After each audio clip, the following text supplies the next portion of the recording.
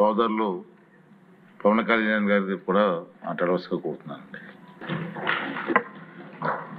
అధ్యక్షుల వారికి హృదయపూర్వక నమస్కారం.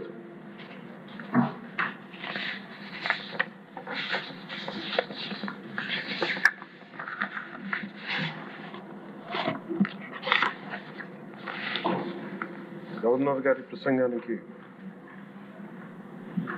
ధన్యవాదాలు చెప్తూ ప్రవేశపెట్టిన తీర్మానాన్ని జనసేన పార్టీ తరఫు నుంచి నేను కూడా బలపరుస్తున్నాను. అధ్యక్ష, ఆద్యంతం గవర్నర్ గారు ప్రసంగ పాఠంలో చాలా కీలకమైన నాకు 3 అనిపించినాయి. ఒకటి, మనం వారసత్వంగా ఏమొచ్చింది, మనకి ఏం ఆశించబోతున్నాం, భవిష్యత్తులో ఎలాంటిది ఆశించబోతున్నాం, కలెక్టివ్గా మనందరం కలిసి ఈ రాష్ట్రాన్ని ఈ కూటమి ద్వారా ఎలా ముందుకు తీసుకెళ్ళాలి అనేది 3 చాలా స్పష్టంగా చెప్పారు. గవర్నర్ గారి ప్రసంగంలో చాలా ప్రత్యేకించి చెప్పింది ముందస్తుగా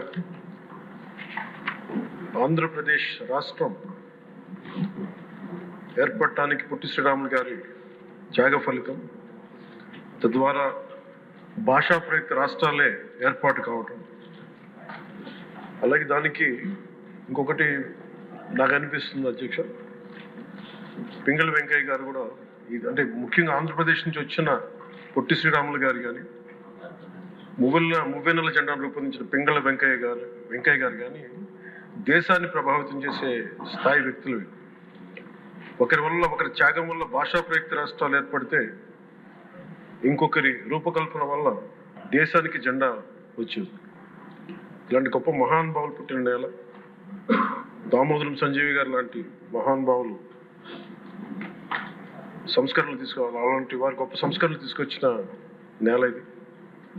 పివి నరసింహారావు గారు, అలాగే శ్రీ ఎన్టీ రామారావు గారు, వీరందరి పరంపరలో ఎప్పుడు ఆంధ్రప్రదేశ్ ముందుకెళ్తూనే ఉంది. అలాగే ఈరోజు గౌరవ ముఖ్యమంత్రి శ్రీ చంద్రబాబు నాయుడు గారు లేరు, వారి గురించి కూడా చెప్పాల్సి ఈ సందర్భంలో. ఆంధ్రప్రదేశ్కి ఎవరన్నా రావాలి అనుకుంటే ముందస్తుగా చంద్రబాబు గారు పాలన స్టార్ట్ చేసినప్పుడు, ఆయన ముఖ్యమంత్రిగా ఉన్నప్పుడు ప్రతి ఒక్కరూ మేము వచ్చి ఆంధ్రప్రదేశ్కి వచ్చి పని చేయాలి, ప్రతి ఐఏఎస్ అధికారి, ప్రతి ఐపీఎస్ అధికారి తపన పడేవారని నాకు ఢిల్లీలో చాలామంది ఐఏఎస్ అధికారులు చెప్పారు. అలాంటి అద్భుతమైన పాలన, ఛాలెంజెస్ని అధిగమించి ఆంధ్రప్రదేశ్ని అభివృద్ధి దిశగా తీసుకెళ్లారు. ముఖ్యంగా ఆయన బాగా నచ్చే అంశం నాకు ఆయనలో ప్రత్యర్థులను కూడా గౌరవించే గొప్ప గుణం. మొన్న ఈ మధ్యన మాకు చెప్తూ కూడా రాజశేఖర రెడ్డి గారి గురించి చెప్తూ ఆయన గురించి కూడా, ఆయన ఎంత ప్రత్యర్థి అయినప్పటికీ కూడా ఆయన గురించి కూడా మంచి వాక్యాలు చెప్పి ఆయన చేసిన మంచి పనిని కూడా చెప్పే సహృదయం ఉంది నారా చంద్రబాబు గారికి. వాటి నుంచి తీసుకోవాలి, ఇది మేము నాలాంటి వాళ్ళు నేర్చుకోవాలి, అలాంటి యంగ్స్టర్ మాకు కొత్తగా వచ్చిన వాళ్ళు నేర్చుకోవాలి. అలాగే కర్నూలు 1953లో కర్నూలు రాజధానిగా వచ్చింది. ఎప్పుడు మనకి ఇన్ని సంవత్సరాలుగా, ఇన్ని దశాబ్దాలుగా ఇంకా కొట్టుకుంటూనే ఉన్నాం. అన్ని రాష్ట్రాలు ఏర్పడ్డాయి, భాషా ప్రయుక్త రాష్ట్రాలు ఏర్పడ్డాయి. దేశం అంతా ఎవరికి రాజధాని వచ్చింది, ముందుకెళ్ళిపోయారు, అభివృద్ధి చెందారు. కానీ మన ఆంధ్రప్రదేశ్కి వచ్చేటప్పటికి కర్నూలు రాజధానిగా ఏర్పడింది. కాదని చెప్పి మళ్ళీ తెలంగాణలో కలిపారు. కొన్ని దశాబ్దాల తర్వాత మళ్ళీ విభజన జరిగింది, మళ్ళీ రాజధాని కోసం ఎత్తుక్కుంటూనే వచ్చాం.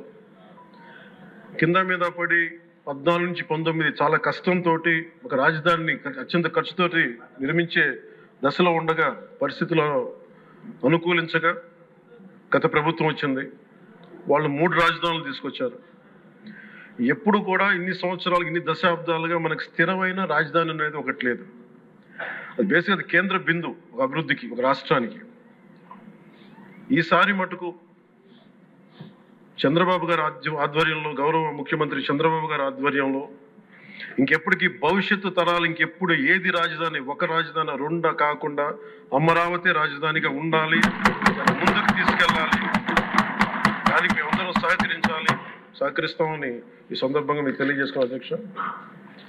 అలాగే మనం వారసత్వంగా వచ్చింది మనం పొట్టి శ్రీరాములు గారి దగ్గర నుంచి, పింగళ వెంకయ్య గారి దగ్గర నుంచి భువనెల జెండా, భాషా ప్రయుక్త రాష్ట్రాలు వస్తే చెడు కూడా అట్లాగే మనం వచ్చింది అధ్యక్ష. మనకి గత ప్రభుత్వం మనకు అందించింది కీలకమైన పోలవరాన్ని పూర్తి చేయకపోవటం, సకాలంలో పోలీసులకు కానీ మిగతా ఉద్యోగులకు కానీ జీతభత్యాలు ఇవ్వలేకపోవటం, అన్ని డిపార్ట్మెంట్స్లో నిధులు మళ్లింపు, కనీస రోడ్లు కానీ బ్రిడ్జెస్ కానీ మౌలిక సదుపాయాలు లేకుండా చేయటం, రివర్స్ టెండరింగ్ అని కానీ వ్యవస్థలను నిర్వీర్యం చేయటం, సహజ వనరుల దోపిడీ, ఎర్రచందనం దోపిడీ, ఋషికొండ ఇలాంటి వైజాగ్లో ఎర్రమట్టి దిబ్బల్ని అడ్డగోలుగా నాశనం చేసేయటం, మద్యం ద్వారా కూర్చోబెట్టి అరాచకాలు చేయటం, పెట్టుబడులు వద్దామని ఏమైనా వస్తుంటే వాళ్ళు భయపెట్టేసి రివర్స్ సెంటరింగ్ అని చెప్పి వారిని పారిపోయేలా చేయటం పారిశ్రామికవేత్తలని. ఇది మనం తద్వారా మనకి వాళ్ళ ద్వారా కూడా వచ్చిన వారసత్వం అధ్యక్ష.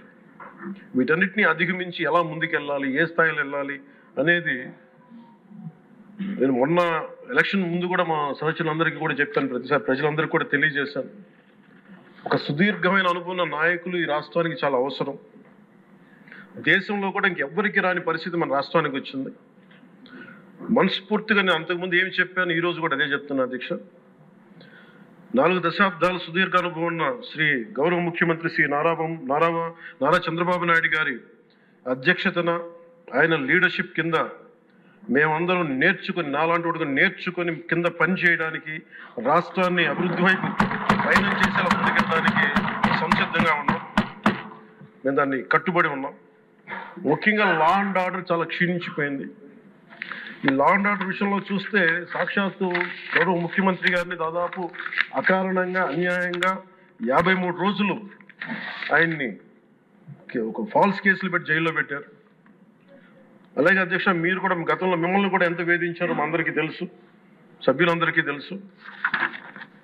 నేను రఘురామకృష్ణరాజు గారు కూడా ఏ స్థాయిలో అనుభవించారో అందరికి రాష్ట్రం అంతా తెలుసు. కానీ చాలా పెద్ద మనసుతోటి ఆయన వస్తే చాలా మనసు విప్పి నవ్వుతూ మాట్లాడటం చాలా ఆనందం కలిగించింది.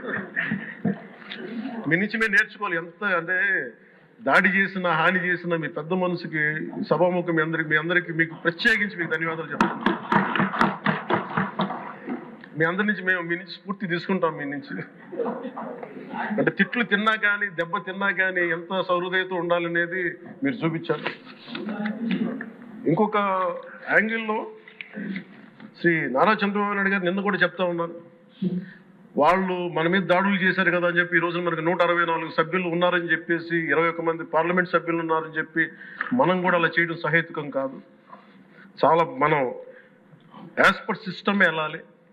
నిన్న కూడా చాలా మంది సభ్యులు మా మీద దాడులు జరుగుతూ ఉన్నాయి, మా మీద బెదిరిస్తున్నారు, ఈ రోజుకి ఓడిపోయి కూడా ఇంకా మన కూటమి సభ్యులందరి మీద బెదిరిస్తున్నారు అని అంట. చంద్రబాబు నాయుడు గారు ఒకటే చెప్పాను, మనం అలాంటి వాటికి నేను విరుద్ధం.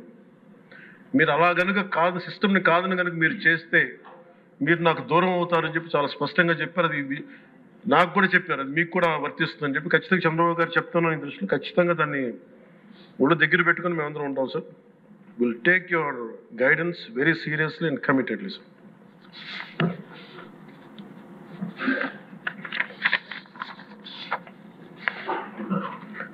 అలాగే కేంద్ర నాయకత్వం నిన్న ఈరోజు ఇందాక న్యూస్లో చూసిన అధ్యక్ష, 15,000 కోట్ల రూపాయలు మన ఏ అమరావతి లేకుండా ఈరోజు వరకు ఇబ్బంది పడతాం, అలాంటి అమరావతికి కేంద్ర మంత్రి మన నాయకులు గౌరవ ప్రధానమంత్రి శ్రీ నరేంద్ర మోదీ గారు బడ్జెట్లో ఈ రోజున 15,000 కోట్ల రూపాయలు అమరావతి కోసం రిలీజ్ చేసినందుకు సహృదయంతో మనస్ఫూర్తిగా కూటమి తరపున, మా అందరి తరపున కూడా వారికి ధన్యవాదాలు తెలియజేస్తాం అధ్యక్ష. To Honorable Prime Minister Sri Narendra Modi ji, we are grateful to you, sir, for releasing the funds and will be eternally indebted to you, sir. అలాగే భవిష్యత్తులో అధ్యక్ష చంద్రబాబు గారు కూడా చాలా స్పష్టంగా చెప్పారు నిన్న, ప్రభుత్వంలో భాగస్వామ్యంలో ఉన్న కార్యకర్తలు కానీ మా సహచర ఎమ్మెల్యేలు కానీ మీరు వ్యక్తిగతంగా ఏ తప్పులు చేసినా అది ప్రభుత్వం మీద పడుతుంది. అలాంటి తప్పులు జరగకుండా చూసుకోండి. అలాంటివి జరిగితే మటుకు నేను ఎవరైనా స్థనామనం లేకుండా నాకు వాళ్ళకి సిస్టమ్ పనిచేస్తూ ఉంటుంది. అది మీరు అర్థం చేసుకోండి నేను ఏ ఉద్దేశంతో చెప్తానని చెప్పారు అధ్యక్ష. ఇలాంటి తప్పులు జరిగితే అవి వ్యక్తులు చేసిన తప్పులు పార్టీలకు కానీ ప్రభుత్వానికి కానీ చెడ్డ పేరు రాకూడదు. దాన్ని ఎలా హ్యాండిల్ చేసుకోవాలో జనసేన పార్టీ తరఫు నుంచి నేను మా వాళ్ళందరికీ కూడా ఒకటే తెలియజేశాను. మీరు వ్యక్తిగతంగా కనుక ఏదన్నా చేసి అది కూటమి ప్రభుత్వానికి ఇబ్బంది కలిగితే నేను వారిని వదులుకోవడానికి సిద్ధంగా ఉన్నానని చెప్పి చాలా స్పష్టంగా తెలియజేశాను అధ్యక్ష. అది మీరు ఇసుక విధానాల్లో కానీ మైనింగ్ విధానాల్లో కానీ ఏ రకంగానా సరే గత ప్రభుత్వం చేసింది కదా మేము కూడా చేస్తామని ఎవరన్నా నాకు జనసేన పార్టీ తరఫు నుంచి ఎవరన్నా సరే ఉంటే వారిని నియంత్రించే బాధ్యత, వారిని సరిచేసే బాధ్యత మేము తీసుకుంటాం. అలాగే చట్టపరమైన తప్పు జరిగితే చట్టపరంగా ఎలాంటి చర్యలు తీసుకోవాలో అది మాకు కూడా అప్లై చేయండి, నాతో సహా. మేము తప్పు చేస్తే నాతో సహా ఆ చట్టాలు నాకు కూడా అప్లై చేయండి. ఎవరు దీనికి అతీతులు కాదు. దీనికి ముఖ్యంగా ఈ 5 సంవత్సరాల కాలం ఇది హాలిడే కాదు ఎవరికి. మన ముఖ్యమంత్రి గారు కూడా చెప్తా ఉన్నారు, ట్రాఫిక్ జామ్స్ ఎంతసేపు జరుగుతున్నాయి, ఈ ప్రోటోకాల్స్ ప్రకారం సెక్యూరిటీ హ్యాజర్డ్స్లో ఎంతసేపు ట్రాఫిక్ నాపుతున్నారు, ఒక 2-3 నిమిషాల నుంచి ప్రజలు ఇబ్బంది పడకూడదని పదే స్పష్టంగా చెప్తా ఉన్నారు. అలాగే మన ఎస్కార్ట్ సెక్యూరిటీ వల్ల సామాన్య ప్రజలు ఇబ్బంది పడకూడదని మాకు దృష్టికి తీసుకొచ్చారు. ఖచ్చితంగా దాన్ని మా కింద అధికార యంత్రాంగాన్ని మొత్తానికి తెలియజేశాను సార్. అలాగే ఈరోజు మనకున్నది భవిష్యత్తు బాధ్యత. ఇది కేవలం ఈ హౌస్లో ఉన్న వ్యక్తులకే కాదు అధ్యక్ష, ఇంక్లూడింగ్ బ్యూరోక్రాట్స్కి. గత ప్రభుత్వం చాలా అవుట్ రైట్ తప్పులు చేస్తూ ఉంటే కూడా బ్యూరోక్రసీ చాలా వరకు చాలా నిర్లిప్తంగా ఉండిపోయారు అధ్యక్ష. ఒక్క ఐఏఎస్ అధికారి ఏసార్లు రివ్యూ చేసిన ఒక్క ఐఏఎస్ అధికారి పేరు చెప్తా ఉంటారు. ఈ రోజున ఐఏఎస్ అధికారి ఏ శిక్ష పడకుండా వెళ్ళిపోయాడు. ఇలాంటి పరిస్థితులు జరుగుతూ ఉన్నాయి. So bureaucracy also has to take responsibility. And of course media ఏ సమస్యని హైలైట్ చేయాలి, ఏ సమస్యని హైలైట్ చేయకూడదు, ఏది ప్రజలకు అవసరం అనేది మీడియా మీద కూడా బాధ్యత ఉంది అధ్యక్ష. అలాగే సామాజిక మాధ్యమాలని స్థాయి దాటి మాట్లాడితే వారికి ఎలాంటి వాళ్ళని ఎలా పరిమితం చేయాలనేది కూడా ఒకసారి హౌస్ అందరూ ఆలోచించాలి. ఒకసారి దీని మీద ఒక విధి విధానాలు రూపొందించాలని కోరుకున్నాను అధ్యక్ష. అలాగే ముఖ్యంగా ఇక సభలో ఉన్న మా సహచర ఎమ్మెల్యేలు, గౌరవ ముఖ్యమంత్రి గారు, మేమందరం కూడా వీఆర్ ఆల్ కమిటెడ్ సార్. రాష్ట్ర భవిష్యత్తు కోసం, పునర్నిర్మాణం కోసం మేము సర్వం త్యాగం చేయడానికి సిద్ధంగా ఉన్నాం. తప్పులు జరిగితే వ్యక్తులు తప్పులు అవుతాయి కానీ పార్టీలు తప్పులు అవ్వం. సో ముగింపు వాక్యాలుగా అధ్యక్ష, కవి సామ్రాట్ శ్రీ విశ్వనాథ్ సత్యనారాయణ గారు చెప్పిన మాట ఒకటి అధ్యక్ష, అన్ని అనర్థాలకి మూలం మానవ ప్రవృత్తి హేతువు కానీ, వాని జాతి కానీ, కులం కానీ, మతం కానీ, ప్రాంతం కానీ కాదు. వ్యక్తులు చేసిన తప్పుల్ని దయచేసి వ్యక్తులకే ఆపాదించాల అధ్యక్ష, పార్టీలకు కాదు. అలాగే ఈ క్రమంలో తప్పులు చేస్తే విధి నీతిలో ఒకటి చెప్తారు, ఒక గ్రామం కోసం ఒక కుటుంబాన్ని, ఒక కుటుంబం కోసం ఒక గ్రామం కోసం ఒక కుటుంబాన్ని, ఒక రాజ్యం కోసం ఒక గ్రామాన్ని వదులుకోక తప్పదు. అలాగే నాలాంటి వాడు కూడా తప్పులు చేసిన అధ్యక్ష చాలా నిస్సందేహంగా నాలాంటి వాడిని కూడా శిక్షించాలి అధ్యక్ష. అలాంటి బలమైన సంకేతం ప్రజలకు పంపించాలి అధ్యక్ష. మేమందరం కూడా తప్పు ఎవరు చేసినా అది మనమే దాన్ని ముందుకు తీసుకెళ్ళకపోతే, నేను కూడా దీనికి సంసిద్ధంగా ఉన్నాను. నా ద్వారా ఏదన్నా తప్పులు జరిగినా, అవకతవకలు జరిగినా నా మీద కూడా చర్యలు తీసుకోవాలి. అది let it be any kind of issue sir. అది నేను నా వంతుగా నేను మీకు తెలియజేస్తున్నాను. I will be liable if I do any mistake as I uphold this as long as I hold this responsibility.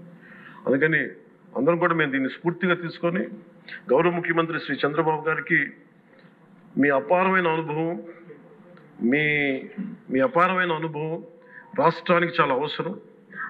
మేము మీకోసం అహిర్నిశలు ఈ రాష్ట్రాన్ని తిరిగి గాడిలో పెట్టే వరకు మేము ఎప్పుడు కూడా మీ కనసాయిగల్లో పనిచేస్తాం అని తెలియజేసిన గౌరవ ముఖ్యమంత్రి గారికి, నాకు అవకాశాన్ని ఇచ్చిన సహచర మా మంత్రివర్గానికి, సభ్యులకి, గౌరవ సభ్యులకి, గౌరవ సభాపతి గారికి, గౌరవ ముఖ్యమంత్రి గారికి, మీ అందరికీ చేతులెత్తి